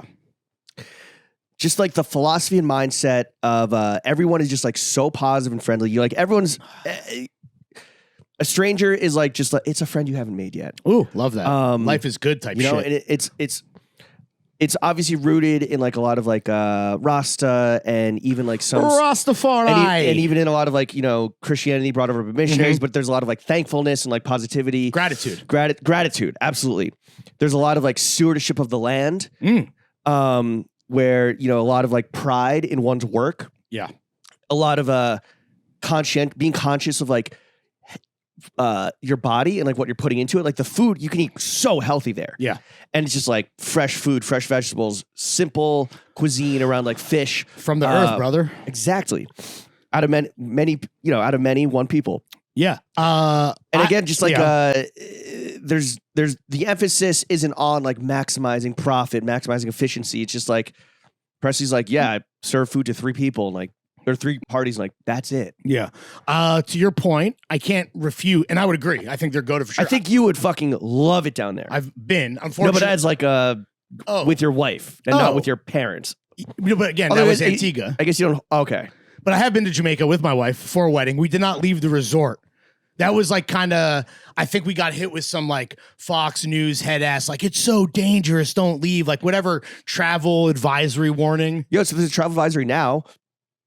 And it's like, you're not safe on the resorts. Like men will come in and sexually assault you. And when we're driving back. What shrimp ass that works at the TripAdvisor wrote that? You didn't see any nefarious bullshit, did you? No, absolutely not. But when we got dropped off at the airport, the guy was like, hope you had a great time in Jamaica and thank you for ignoring Joe Biden's bullshit message. I'm like, yeah, fuck Byron. Let's go, Brandon. See you on the other side of me, brother. To your point, I think what you're describing, honestly, are the cultures of island peoples. Hawaii. Okay, now you're getting real. Jamaica. Careful now. Getting real eugenic with it. No, this idea of loving... Manhattan's an island. Okay. Well, yeah, you're an indigenous Manhattan Islander. There was this old bald fuck at the bar that it was the same night I was telling dirty jokes that he looked like Joe Byron from the back, and I kept yelling at him just at the back. I said, Byron. Well, I'll show it to you. when we when we were talking about how you were going to kind of like approach this trip from like a 50,000 foot view, your whole thing was like, yeah, like, I'm not going to be like partying that hard. I'm going to come back refreshed and charged. It sounds like you were off the stripes. And also I will say that every time I had any form, that's a Byron. That's so Byron, dude. That might be Joe Biden. Where was Joe Biden over the weekend? Every time I had any type of communication with you via text, you were saying "mon" every single time. Man. Which I understand. Which doesn't. You don't need to be drunk, but it sounds like you enjoyed a few stripes, a few beers. Yeah, nothing crazy. Yeah. Well, the dirty jokes at the bar, yelling at this old man about his appearance. Yeah, but I was yelling at a white guy. Like, that's different. Okay. Yeah. I wasn't I wasn't fucking going. I wasn't like twisted or anything. I mean, and then we go back to the room and watch like Summer House and watch like Kept Up with Vanderpump. Summer House is looking real good. I know. Okay. So, end of Jamaica talk. How was your vacation? AKA, my vacation. Jimmy was out of the office. I saw you sent some emails. That was nice. How much TV did you watch? How many hours of TV did you watch? So I watched a bunch of shows. I almost like replaced movies with TV. But one thing that you missed was that you and I are in a group chat with some friends, former guests of the show, some people that are just in the Throwing Fits extended universe, we'll say. And that group chat is named, ironically, after a certain newsletter, but not maybe what people are thinking of. No Homies newsletters. You know what I'm talking about. But that, unfortunately, you missed a whole boys' dinner where, in honor of you, we were drinking stripes the whole night. Okay. At the Fly. Where were you? Okay. At the Fly. So that was great. So that you were missed there. But other than that kind of light socializing, all TV. I tapped into the Vince Staples show. How is it? Well, it's really easy to get there. It's 5 episodes. It's very when they say limited series, emphasis on the limited, very limited. It felt very reminiscent of Atlanta in there are some surreal elements. I don't know how you feel about Vince Staples' music versus Vince Staples' persona. Like, if you have any thoughts there. I'm a casual fan of the music in terms of the tweets. Love the persona. And the interview, yes. So I think a lot of that deadpan, hilarious commentary on race comes through in the show. With that said, I actually was left a little disappointed. Not so much wanting more, because again, that's a series that you can crush in an instant. But I don't know. I guess was he lazy with the script, like he's from the islands or something? That is not what I'm saying. I just think that, I've built up Vince. It got a lot of, is there someone who would be, and I think it is good. It's good. Don't get me wrong. I mean, is there a guy that would be a better podcast guest that you could think of like off the top? Probably not, right? A few. And is it Mike Nouveau on next week? Is it 30 minutes or an hour? They're like 26 minutes. Okay. They're super fast. And it's scripted and I don't know. It was bookended nicely. I mean, I don't want to spoil too much. And then I crushed Mr. and Mrs. Smith, and I really think you were downplaying it, bro. I was a fan. The chemistry and banter between the two leads, I found incredibly charming. I don't know. I just don't. Donald Glover's just too smarmy for me. And he's too. He loves the smell of his own farts. And we discussed that. And I do agree with you, and I understand how, like, definitely Donald Glover, the guy, for sure informs John Smith, the character. Right. I have no doubt that he's probably that guy to some extent in real life, for sure. And then also, if anything, worse. The formula where like every episode is like a mission, but also like a central struggle or like hurdle or like milestone of one's like relationship and marriage. Got a little fucking monotonous. Did you finish it? Yeah. Okay. Are you, with the way that it ends, are you like, would you watch season 2? If assuming it gets renewed, which I have no doubt it will. The ending to me was a little like, I hated that ending. Yeah. Where it's like, okay, spoilers ahead. Oh, we're going to really get into it. And it's like, oh, our relationship is struggling because we're not good with communication. Oops, we took a truth serum and now we're saying how we really feel about each other. That solves the whole marriage. Wow. I found it. Well, first of all, I mean, it ends. It's a cliffhanger. But ultimately, I don't know. Well, it's an ending that leaves it wide open for a second season, which I also am not a fan of that. Yeah, I mean, in general. I think that when you're D. Glover, right, like you're trying to sell shows. And like, I'm sure like they They're writing this so that there's going to be a second season, aka a second bag. Oh, and is there going to be another truth serum where they can overcome all the difficulties of a relationship? I liked all of the cameos. Yeah. Besides Danow, which I feel like he was under you, Paul Danow, the neighbor. Oh, right. Who's under you? I mean, he's hot. I don't. I mean, that might be your type. You're the freak. You're the freaky white guy, like you said. Yeah. Okay. But actually, I felt like you undersold it a bit, and I actually was. I didn't like it. Yeah. So of course, yeah, I did. Yeah. Right. Yeah. I thought it was. I was happy to tap in. And then what else did I watch? Summer House is back. Yes. Super excited. Summer House, I think, might be. No, it's the one. It's the one. It might be number one. Although I will say, Vanderpump, when you start talking suicide, I'm in, bro. When you're telling me that somebody might kill themselves on a reality show, do you believe that? Tom Sandoval? Do you believe that narrative from a narcissistic liar? I guess true. Here's the thing, though. I read the New York Times Tom Sandoval interview, and I think that it did a great job. One, it made me feel a little bad for Tom Sandoval, which is exactly why he did it, where it is like the whole world is piling on you. Like, of course, that's going to feel shitty. Yes. And like, yo, props for not killing yourself yet. Yet. Emphasis on the yet. To I don't know if I continue. believe that. But I think also, you're right. But I think because, like, for example, I think he's saying that when he talks to Lisa, for sure. But I think he's manipulating her and knowing what happened with her brother. I think that was strategically deployed because of how that conversation was going. And he was looking for empathy, sympathy, whatever, forgiveness from the boss of all bosses. But the article, I think, did a really good job of kind of like taking an academic, like, reframing of like, whoa, like, let's talk about what Vanderpump actually is in the reality TV fucking universe, where except for Kardashians, I think no reality show has gone this long without while retaining so much of its central original cast. Yeah. And now they were like, if you go back and watch like season 1 Vanderpump, it's so different in that they are like struggling actors, struggling models that are working at fucking Sir. Yeah. And now they are millionaires, but they're not quite rich enough where they can walk away. They still have to like play the game. Wait, you think millionaires? Yes. Huh. They make bank.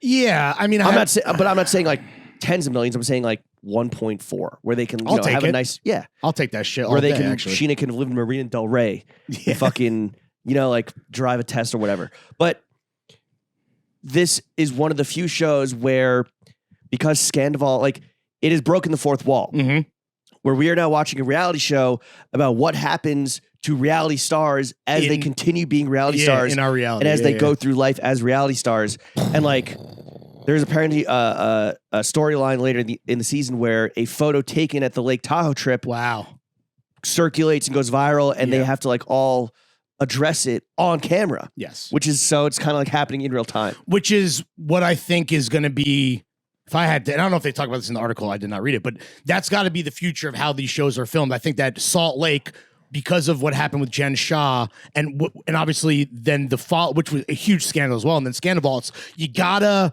be filming as this shit is happening, right? Like, you have to, versus making all of the drama in the editing room. Let these fools perjure themselves and fucking blow up their lives. Give Tom keep Sandoval, the camera rolling, baby. Give Tom Sandoval enough rope to hang himself. Yeah, metaphorically speaking. Metaphorically speaking. No, when Scandival broke, they weren't in season. They scrambled the fucking fighter jets, and they pulled staff from other shows, as they should, to cover it like it was a news item. Yeah, and put together the greatest 11 minutes in reality television history. Yeah, I really hope that. Even with like, I'm back in with Southern Charm, I would love to see, there was some stuff that breaks, and it's always the fucking New York Post, right? It's always someone snitching to the New York Post as an anonymous source. But to have the cameras there as the drama happens, I think obviously makes for much more compelling TV, and I think is a way to bring some of these kind of shows that have, let's be real, fallen by the wayside, to fucking bring the audience back in and really engage. Well, Summer House, that's the big one this year, is fucking Carl Lindsay's engagement unraveling. Shocker. Right.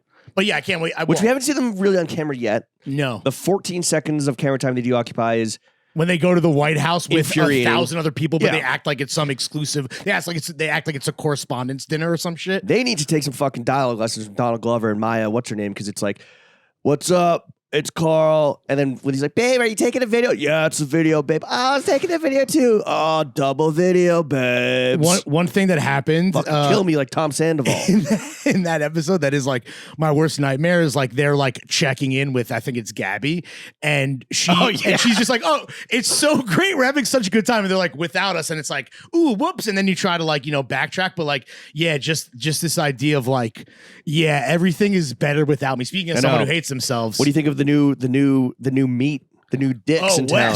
Wes and Solomon, Jesse Solomon.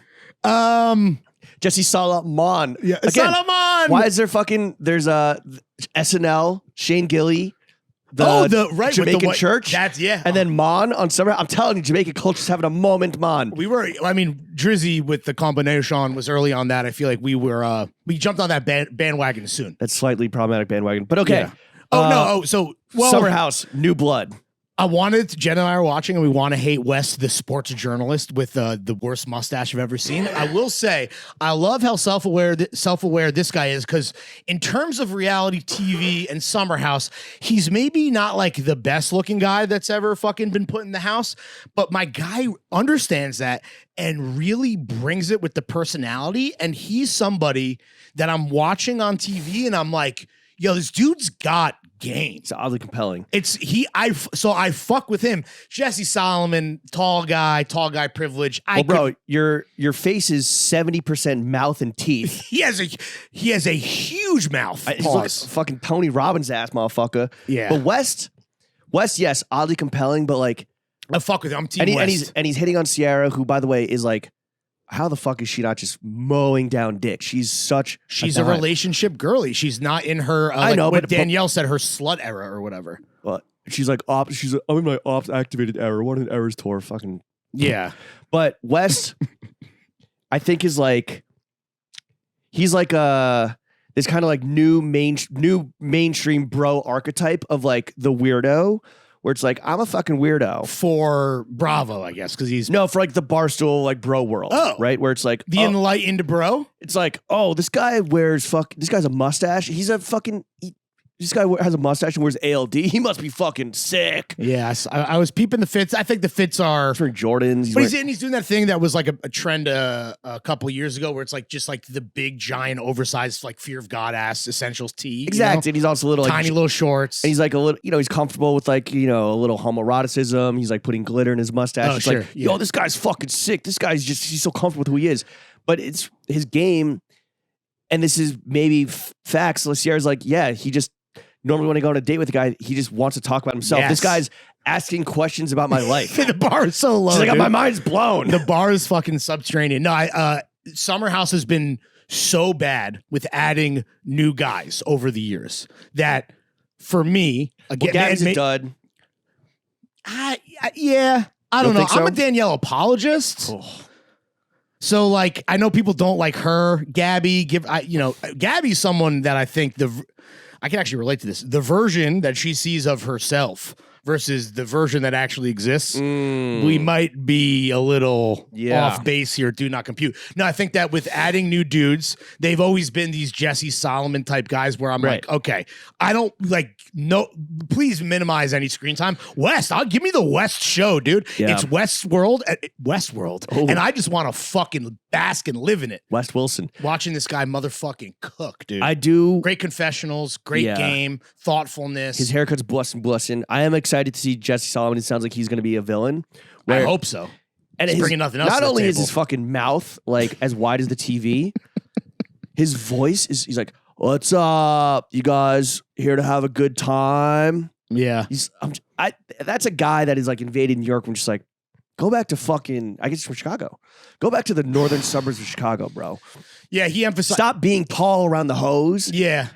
He's the walking embodiment of tall guy privilege. There's nothing happening there besides you guys want some pearly whites and 6'5". Yeah. Why am I a 2-name guy? Yeah. He is that when they were doing that bit, I was actually dying laughing. I'm like, this is such a 2-name guy where like I knew guys like that in college where it's like you 2-name this guy because it fucking bothers them and it will knock him down off his 6'5" peg. And I love that everyone on Summer House was on the same page there where it's just like, fuck the new guy. His dialogue is all he does is say what someone else is said to him, he just says it back. They're like, Jesse Solomon. He's like, Jesse Solomon. They're like, yo, you ready to send? Ready to send. Tall guy, yo, bro, Barrett. I'm fucking stoked for this party. Stoked for the party, bro. He's pretty. What does he do for a living? Well, they call him Finance Jesse Solomon, so I think he's just like 6'5", little money in his pocket, Midwestern big ass teeth, big ass teeth, Midwestern transplant. I will say it's nice to see tall Jewish representation. Yeah, what that mouth do? It fucking mills lumber, bro. Yeah. It is a wood chipper. And then I thought it was hilarious that now Lindsay is an influencer, right? She's no longer a PR small business owner, entrepreneur.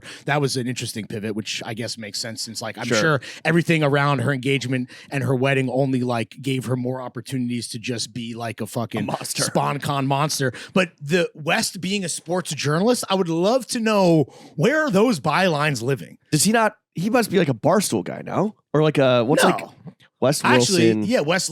I would love to know who he writes for. No, he's like a Bleacher. He strikes me as a Bleacher Report contributor. Okay, kind of like a 7-point guards to name it's 1 a.m. when you're hanging with the boys. 100%. Okay, sports social and editorial producer. Here we go. Oh, we got his LinkedIn, baby. Bleacher Report. Wow, fucking called it, dude. Nice. Yo, I know I can fucking read a Bleacher Report motherfucker from a mile away. Yeah. Yo, did we ever? Hold on. Okay. We both worked at Complex Networks. What were his years? I'm on his I don't know. I'm on his fucking LinkedIn. This would be an amazing transition into the whole Complex deal, and then also talking about He works at Complex right now. Wait, currently? Yeah. So now he works for Network. Yes. Wait, really? Wait, but he's also still at Bleacher Report. So he's a freelance sports social media at guy. Bleacher Report for the last 3 years and 11 months, he's been a video producer. Okay. At Complex for the last 7 months, he's been a sports social and editorial producer. I don't know what that means. I guess you make little clippies. What I was going to say about Bleacher Report, and I feel like we can say this, and we definitely couldn't at the time. Do you remember when we did a pilot podcast? Oh my God, Bleacher I forgot Report? about that. Yeah, and you said cunt. You fucking idiot.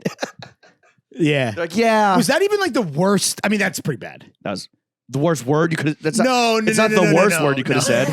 No. I feel like we never, I think we might have, I mean, how long ago was that? It was post Barstool, right? Was it? I don't remember. I think it might have been when we were at the stool. Yeah, we went to Bleacher Report headquarters. It was when we were at Barstool. And we slept with the enemy, and you said cunt. And if you recall the pilot episode, do you remember what homie came in and did us a solid and we interviewed? Jinx? Mm-hmm. Yeah. Yeah. That was, I had to erase that from my memory. That was weird. I forgot about that. I feel like because they were courting us, but then we kind of fucked it up. We're in a room. I fucked it up. We're in a room. Studio. We're in a full studio. We're in a studio, and we have and there's a producer that's talking to us in our headphones, or producer that's listening. And I think you said the C word, and I definitely just immediately I immediately face palmed or just microphone into the fucking. That was self-sabotage at its finest. That was great. And that was what it's like I did it, obviously. I knew what I was doing. I did it. Yeah. So now Wes what else do you want to talk about? So now Wes works for Network, the streetwear QVC. I mean, what is there to say about this deal? Complex can now finally become what it always was, which is a vehicle to sell shit to teenagers. I know. It's perfect. Well, okay, so it was sold. BuzzFeed sold Complex. Back up. Yeah. BuzzFeed bought Complex for $300 million. From Verizon Hearst. Yes. BuzzFeed sold Complex for 1/3 of that, for just over $100 million to Network. And also there's some UMG investor type shit. BuzzFeed Complex is getting fucking passed around like a goddamn 2-bit hoe. From my understanding, just reading the fucking, generic fucking boilerplate, press releases masquerading as, fucking news and the Times or whatever. I guess Bleacher Report, BuzzFeed just needed to clear the salaries off the books and get some cash because they're in crazy debt, right? Well, so they took the L because they just need the cash, bro. Yeah, I mean, it's one of the. I think they're just selling off their brands. It's kind of like how Vice is selling off Refinery 29, and yes. I mean, it's all these the media landscape collapsing on itself like a dying star, conflated, where everyone just kind of buying up all these properties, and now they're trying to spin them off, exactly, just stave off the inevitable. Say what you want about Complex. BuzzFeed stock was at 20 at its peak, and now it's 10 cents. Yeah, every joke you could make at BuzzFeed's expense and Complex's expense, which is like, listicle fucking bullshit. Like, ultimately, let's be clear, the Complex like brand, and honestly, if anything, Complex Con has probably only made the Complex brand like a little bit more valuable, since Complex Con is kind of impactful globally, I feel like. No, yes, I agree. And again, Complex is in the name. But this is true of, and we're talking about this, is like media brands now need to get into like the experiential, Yes. right? Mm-hmm. And is that its own bubble? Maybe, where it's like you're only as good as the last party you threw. There's a GQ party every week, where you have a brand sponsor come in and fund the thing, plus give you a little money over the top, and the social media impressions and all that shit. Like you profit off that. Like people are paying to actually attend these things. So the experiential and the party part of it, Complex, they have that with Complex. I mean, the social media, say what you will of it, but like they do have millions and millions and millions and millions and millions of followers. Yeah, for sure. And the YouTube shows like First We Feast and Hot Ones. And First We Feast was not part of the deal. Really? BuzzFeed retained First We Feast because of our boy Sean. He's still Sean Evans gotten fucked on both ends. No. Yo, shout out Sean. Hope you're good, buddy. Keep your head up, King. First of all, let's be clear. Sean is not an employee of BuzzFeed or anything. Sean is his own entity, which, by the way, worked out fucking genius for him. That was perfect. Yes. And I hope that's public information. What a call. Yeah, right. Sean's a star. Yeah. But no, the one thing that Complex is a supernova. BuzzFeed is. BuzzFeed retained First We Feast. That was not part of the deal. I can only imagine how much that would actually change the bottom line because of Hot Ones and because of Sean. Yeah. I mean, that's doubling up the price probably. That beautiful bald bastard who be bussin'. Yo, that IP is fucking spicy. I know. Will Complex ever create editorial that is not shoppable ever again, in your opinion? I don't know. I mean, speaking of like Network, I think has approached us to do stuff, and we're like, you want us to like do a QVC? And I don't know what it is now. It could be something completely different from what it was like a few years ago, where it was just like, hey, you want to go on here and like sell some like Murakami pillows? Yeah, whatever the fuck. Or like you want to like they wanted us to sell shorts. They want us to sell throng fit shorts. You might be conflating this with Whatnot, because that was a similar. Okay, this was Network, and I think like what they're doing, it's like with the TikTok shop, like live streaming and selling shit is huge in Asia. But is that something? And Karamonica just wrote about like the demise of TikTok, and I think a lot of people point to the TikTok shop as like the demise of that app in America. Like, is this something that Americans want? I know like the history of QVC and fucking what we did up top shilling our jeans is like woven into the fabric of this great country we call home. I'm just not sure. I don't know about you. I will never shop that way ever. It might be that TikTok was born and beloved as like a content platform first, and now they're trying to pivot into content. Shoppable content. But there are apps and platforms that are like shopping and shopping only, with like entertainment coming second. I mean, Amazon has its own fucking TikTok. That's true. Which is honestly kind of helpful. And they have more reviews. And that's Twitch, bro. Who owns Twitch, bro? Like, and I'm sure that you can fucking. I don't watch any streamers or have any idea about streaming besides like people that fucking play video games for money. And Kai Cenat getting a deal with Nike. Yeah, but wait, is he on Twitch? Because there's the other shit like Kick and I don't know. Anyway, that's just the thing that, and I'm not trying to be like I'm better than that. I just do not know of anyone, whether they're like a hardcore nerd enthusiast or just the average person, that shops that way at all or ever will. I don't know. I did buy the one thing I've bought off TikTok was, and it was for the pod, it was for content. Was these sneaker inserts that supposedly give you like 3 inches in height. The lifts. Yeah. Which did we ever do? You did a review on pod probably a million years ago. I don't think so. But do you still have them? They make you fucking tall, bro. You wore them in Jamaica? West needs them to fucking compete with Jesse Solomon. For real, dude. Other big business news. Oh, we're still going. It came out today. Yeah. Oh, all right. Two more things. Two more things. Blowing razors. Yep. Was snatched up by BCC. Which stands for Birch Creative Capital, which is an investment firm headed by Tory Burch's ex-husband, who I guess did make Tory Burch brand and woman like, she's a billionaire. The guy behind the woman. Yeah. Sure. Yeah. This, I read the little BOF, speaking of press releases. Ops winning, Larry. Ops winning. Speaking of press releases masquerading as journalism, I read the BOF shit. Oh, you mean style.com? Ooh. That's my hot take. Whack gargle my ball son being freed from the shackles of operation, so now he can just be creative. Good luck with that, bro. Yeah. God damn. This anytime blowing razors is in the news, it just gives us the opportunity to. I mean, we're not punched down, guys. Well, no, because this guy's was already super fucking wealthy. Now rich, even richer. I have to imagine though that the CFO they poached from ALD. Yeah, is that real? I don't know. Crazy. They must have been like, hey, the meeting's at 3 when it actually started at 2, just to keep him out of the fucking boardroom, so they can actually make the deal happen. Because I'm sure that like having him in there must have been such a liability or potential liability. Yeah. If he actually started yapping. The lore around TF and even me versus blowing razors and whack gargle my ball son is, I feel like, pretty well known. We don't need to get into it. Definitely a good things happen to bad people. I use that phrase jokingly about us sometimes. About you. The about me. Failing Upwards was the name of the previous podcast endeavor that shall be named in this case. Like, I'm not trying to say that we haven't benefited from any of these things to some degree. Caveat. No, but like, it just, I don't know. I mean, is karma real? When I hear about shit like this with this dude, I just can't imagine. But if I had to guesstimate, the most happy person from this deal is anybody that probably fucking works for this monster, knowing that there's at least going to be hopefully some buffers now. Yeah. Versus some middle management. Jesus fucking Christ. Hey, you can't just fucking group text anymore. Hey, yo. The best detail that I think it's maybe overlooked because like the whole story of the whole lore of the ops activating over meme and then him calling you and him calling you a pussy in front of your wife was that you were trying to call me. It was like a Sunday morning. Yeah.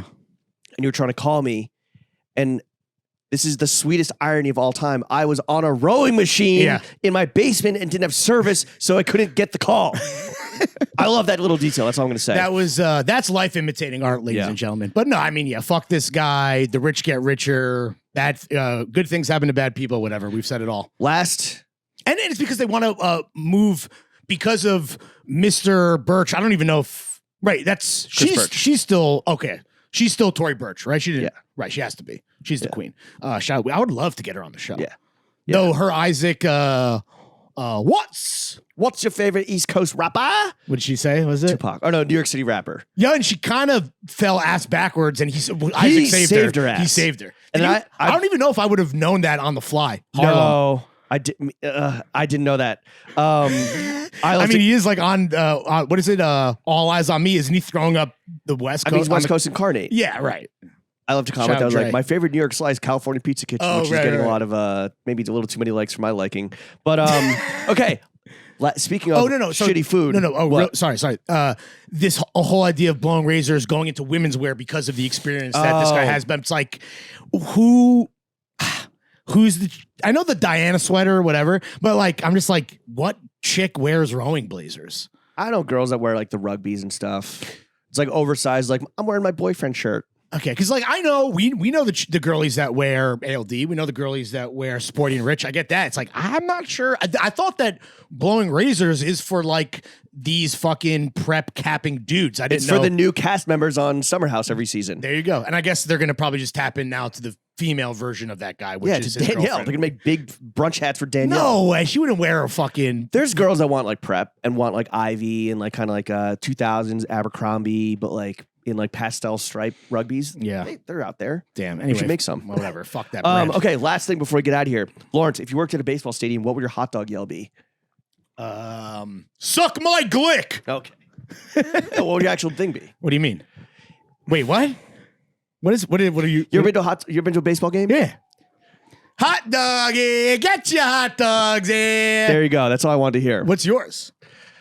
Hot dogs, get your hot dogs here. $5 hot dogs. What is the purpose of this trend? Just to end the episode. No. Of like, why are women asking their boyfriends and husbands? Because this is again, I think one of those things, just like flying, where it's every dude's like, "Yo, I could sell. I could be the greatest hot dog yeller at any stadium of all time, bro. For me, the hot dog sells itself. A stadium dog is my number one dog. I know, but think of all the legendary hot dog, the glizzy dealers, because like, love a hot dog yell. Love a hot dog yell. And so whatever, if you hit the trend, like every dude just has like a different one, but they're like, yeah, that's what it is. My issue with buying the dog from the dealer is that you can't, the topping situation, like getting packets. I want to pump because I don't know about you, but like one packet of, well, I wouldn't say crazy, but like the amount that I require to enjoy a stadium dog is more than one. First of all, I don't want to deal with the packet, and then it's more than just the standard packet fare can deliver. See, normally I'd agree, but I think I have gotten from a dealer like last season, and I was just hit with like, you know, a packet of ketchup, packet of mustard, kind of had to do a light glazing on the glizzy. And honestly, it just like let the glizzy shine. It's like, yo, this is a fucking beefy dog. Like the beefiness is coming through. Yeah, but you don't get a snap from a stadium dog. But it's like the bun has steamed a little bit in the foil. That is nice. That is nice. Versus like normally I'm a pile on the relish, pile on the crowd, pile on the toppings, everything. Well, crowd is you can't. You're not even. Do this crowd even come in? They have sauerkraut packs. No, not when you get it at the. No, I know, but I'm saying let's say your ideal glizzy had sauerkraut. You can't even cop from that guy. Hell no. Right? Yeah. There's no sauerkraut. But packets, again, I think there is joy to be found, and maybe this is just coming back from Jamaica, man. There is joy to be found in the simplicity of just like a one ketchup, one mustard packet glizzy. Do those guys? That's all I'm saying. Can those guys take card? That's the other thing. I don't ever have cash, brother. Yeah. My bad, man. Yeah. Bad, man. Yeah. Make me a one beer, chef. End the episode. Big up.